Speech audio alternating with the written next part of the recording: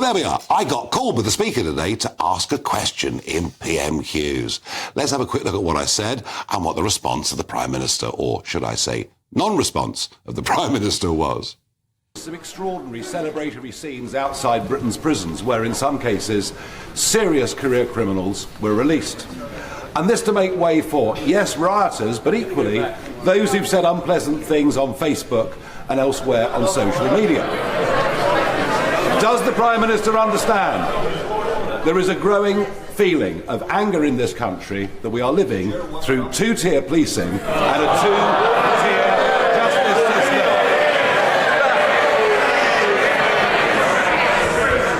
I'm angry to be put in a position of having to release people who should be in prison because the last government broke the prison system. And the Prime Minister was repeatedly warned. He had his own release scheme. He was repeatedly warned that he had to adopt the scheme that we put in place.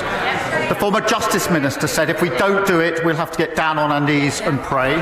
The police chiefs made it absolutely clear in a letter to him before the election that he needed to take action, saying that they wouldn't be able to discharge their duties and saying the risk was loss of an ability to detain suspects. That means, Mr Speaker, an inability to arrest people committing offences. That's how bad it was, and they warned the Leader of the Opposition that further delays until after the general election will increase the risk significantly. What did he do? He delayed and increased the risks.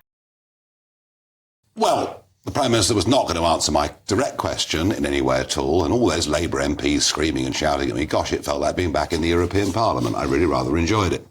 But the serious point, of course, and he's right, that with a population that has exploded over the course of the last few years, the previous government did not build enough prison places. But the whole question of early release, I mean, what is the point of a sentence if people are let out after only serving 40% of it? One of the people released from one of the northern prisons yesterday had, wait for it, 109 previous convictions. So that person, I would say, is bound to reoffend. Well, I'm joined down the line by Gaynor Bell, and your son Stephen Bell was murdered at the age of 22, and you're a knife crime campaigner, Gaynor. And, you know, the guy that did this was actually released early, wasn't he? Yes. But not only that, you know, I foresaw that he'd reoffend again, which he has done. He's reoffended for a violent crime. This guy, to me, is somebody that terrifies me to be on the streets, because before the age of 20, he'd committed something like 19 crimes. That was before he killed my son. He's reoffended. He was locked up again. He's been locked up for 2 years. I didn't find out until the parole hearing, which I was invited to attend, which he would not face me again. That's another subject, but not facing, you know, the victims. And I found out the Home Secretary had to make a decision whether the parole board were right in their decision of letting him out again. And the parole board decided he was going to come out, and he should have been let out probably on the 26th of August. I'm presuming now, because I haven't been told, that he's still locked up. But going back to letting prisoners out early, the probation are struggling now. How are they going to do the risk evaluations on them? You know, they're just not going to be able to handle it. There's going to be more and more violence. And can I just say, when we had the COVID on, how quickly did they get something together, building-wise or whatever? Okay, they weren't secure, but I'm sure they could, you know, make secure units very quickly. They knew this was happening. The government knew this was happening, and we should have made provisions years ago for it. I think, Gaynor, you make that point very powerfully, very emotionally, and very well, and I thank you for joining me on the programme. Well, Gaynor made some very strong points there, didn't she? What a good point she made. That when it came to COVID, suddenly there were Nightingale hospitals springing up. The government thought it was a priority. And Starmer is right to criticise the last 14 years. But something looks very wrong about what happened yesterday. I think celebrations outside prisons, champagne corks, spliffs being lit. It looks awful, Lloyd. It does look awful. And it looks awful, I think, on two fronts. One is because people then don't trust the sentence that someone gets. And two, they see people who seem to be celebrating someone else's misfortune, and so that is the problem. Now, but that doesn't solve. That is a problem, but it doesn't solve the issue that we have, which is prisons overcrowded. Clearly, you need to build more prisons, but clearly you also need to be more didactic in the kind of sentences that you are offering people. At the moment, we seem to, for violent crimes, as we've just heard there, it seems to be people are let out. And for financial crimes or for, you talked about Facebook crimes, those things seem to constantly, we're passing laws to make them aggravated offences. What does aggravated offence really mean if you're going to cut the sentence in half anyway? Let's actually get to the basis where we can properly give people serious punishments when they're violent. But for those who aren't violent, I think there's an element also of community payback, which includes embarrassment. And I know that sounds a bit draconian, but I think if you are really and not just community embarrassment, not just community embarrassment that's in the next door town, in the town that you live, in the town that your family live in, where if you do something wrong, yes, you should be painting the island railings for Lloyd, and you should, because embarrassment often stops people doing things more than punishment. No, you see, we do agree on some things. Christopher, should people be going to prison because they've said beastly things on social media? No. Either you mean it about free speech or you don't. And I think that one of the, if you'll forgive me, Lloyd, one of the problems with the left is that because they're wrong about everything, they want to censor free speech. Otherwise, they wouldn't want to censor it because they'd be happy to debate it. These laws have come in under the Conservative Party. Oh, they're just as bad. I mean, I'm talking about the left, which includes the Conservative Party. Well, yeah. For you, yes.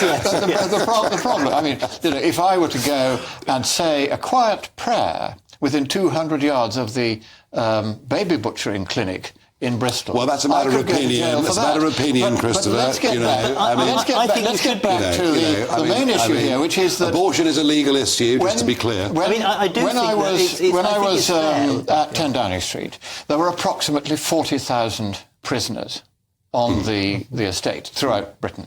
Now it's 100,000 coming up, and the growth is very interesting. It's because governments go on churning out laws to make more and more things illegal. And because a lot of these things are not crimes of violence where you lock them up because otherwise they are a risk to the public. And that was the story of this poor lady who's lost her son so tragically. And God bless her for standing up and trying to bring the politicians to some sort of sense about this. But no, she was very logical in everything she said. Absolutely, entirely right.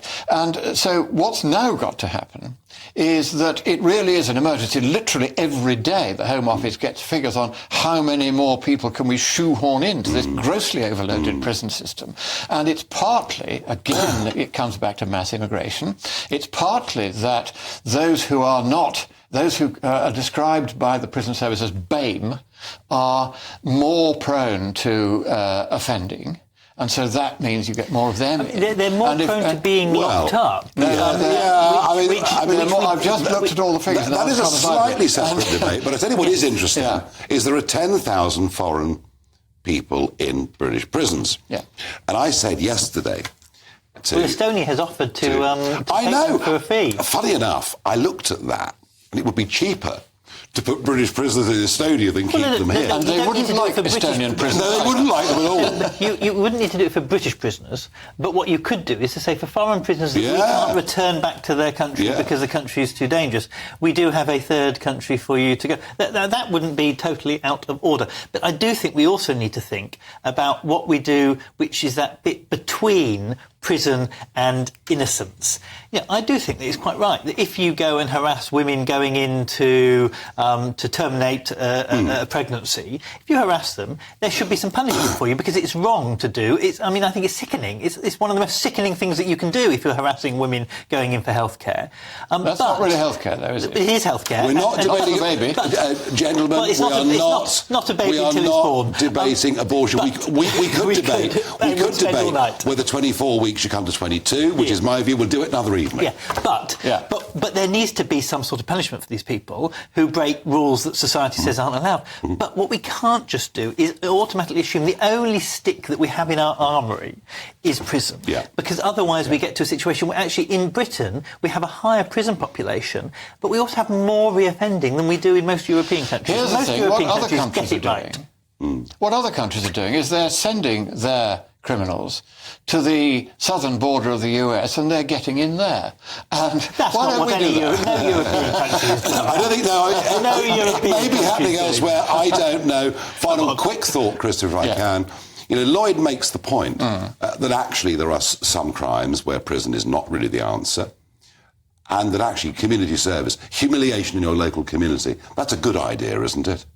Well, making folk work in public to help out and tidy up their communities and paint out the graffiti, etc., etc., that is, unfortunately, it's almost as expensive as prison. And the problem is the country is bust.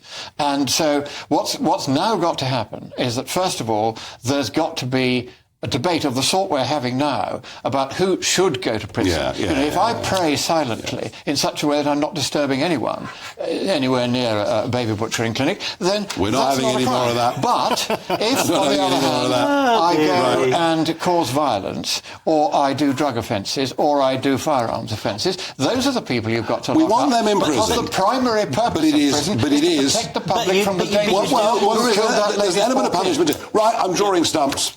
It's close of play on that particular debate.